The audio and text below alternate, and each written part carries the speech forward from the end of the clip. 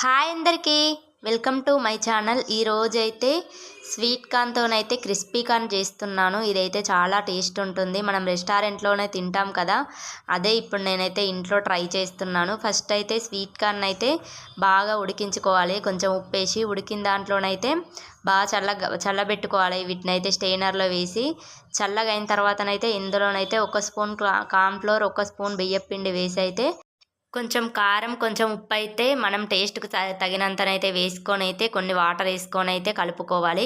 కలిపిన తర్వాతనైతే ఒక కడాయి పెట్టుకొని అందులోనైతే కొంచెం ఆయిల్ వేసుకొని హీట్ అయిన తర్వాత ఈ కార్న్స్‌నైతే అందులో వేసుకొని మీడియం ఫ్లేమ్‌లో పెట్టి అయితే మంచిగా ఫ్రై చేసుకోవాలి.